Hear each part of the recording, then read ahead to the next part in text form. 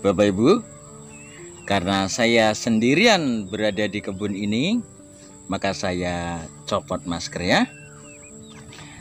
Jumpa lagi dengan bapaknya Vito pada program 5M1D. 1, yakni menjaga jarak yang aman dengan sekitar.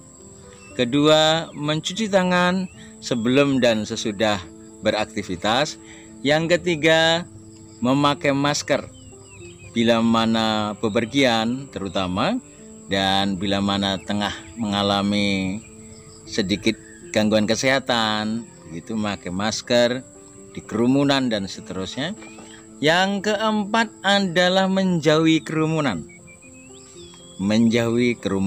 Dan yang 5 adalah mengurangi mobilitas atau interaksi yang tidak perlu. Dan yang D-nya, 1D-nya adalah doa. Jadi jangan lupakan itu. Nah, saya akan lanjutkan kembali dengan testimoni tentang pengalaman keluarga kami berkaitan dengan COVID-19. Ya.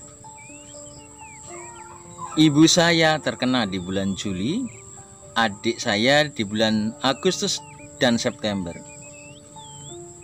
Lalu apakah kedua orang itu tidak hati-hati? Wah, sangat hati-hati. Terutama ibu saya sangat hati-hati, bahkan boleh dikatakan hampir tidak banyak mobilitas kemana-mana. Beliau hanya dari rumah ke kebun, dan itu pun sendirian. Cuma memang beliau berinteraksi dengan ayah saya yang sering pergi keluar rumah. Nah, bedanya adalah ibu saya itu baru sekali vaksin ketika terpapar COVID, sementara bapak saya sudah penuh 2 kali vaksin. Ibu saya membutuhkan waktu 3 minggu untuk kembali pulih dan negatif. Bapak saya hanya membutuhkan waktu 4 hari untuk pulih dari gejala-gejala COVID tadi. Sementara adik sepupu saya yang belum vaksin itu membutuhkan waktu 28 hari untuk bisa negatif setelah dites melalui PCR sampai 4 kali ya. Sementara satu lagi teman saya, beliau itu terkena di bulan Maret tahun 2020. Teman saya ini orangnya sangat strict dengan kebersihan dan kesehatan. Namun beliau terkena di bulan Maret tahun 2020. Jadi generasi pertama orang yang terpapar COVID. Dan beliau ini juga sudah 2 kali vaksin. Bayangkan itu. Sudah 2 kali vaksin dan kena lagi. Nah, ketika dia terpapar di bulan Maret tahun 2020 ini, dia membutuhkan waktu 21 hari untuk bisa dinyatakan negatif. Sementara setelah dia menjalani vaksin 2 kali, lalu dia terpapar lagi, dia hanya membutuhkan waktu seminggu untuk bisa kembali negatif. Teman saya di dekat sini. Yang menjadi pertanyaan adalah seperti tadi, apakah ketiga orang ini tidak menjaga kesehatan dengan baik, tidak mematuhi protokol dengan kesehatan dengan baik? Rasanya sejauh yang saya tahu, ibu saya, adik saya, dan teman karib saya ini semuanya sangat care dengan masalah kesehatan tadi. Sangat care. Tetapi yang membedakannya tampaknya adalah masalah stamina. Mengingat bahwa stamina seseorang itu tidak selalu ajak dan tidak sama, maka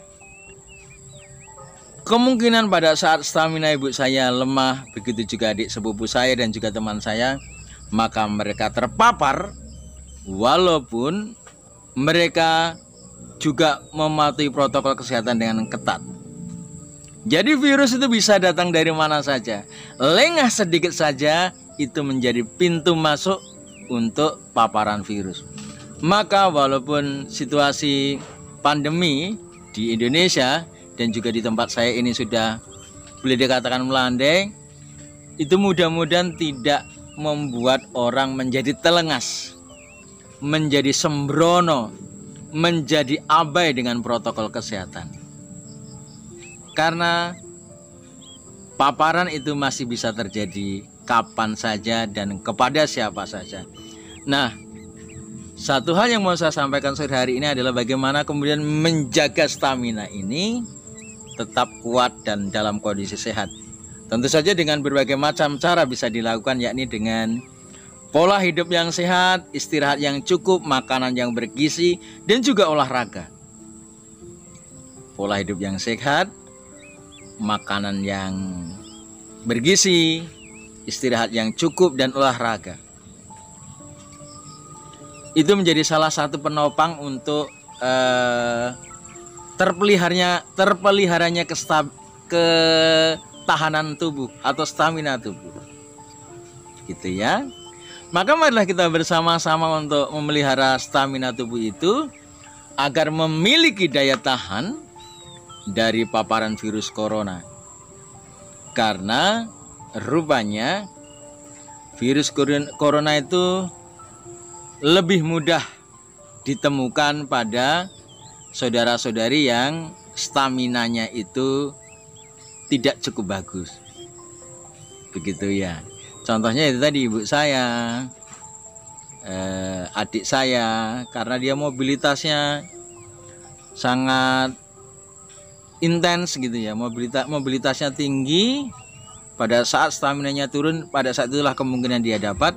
Begitu juga teman saya yang saya katakan tadi, yang termasuk generasi pertama terpapar virus corona itu.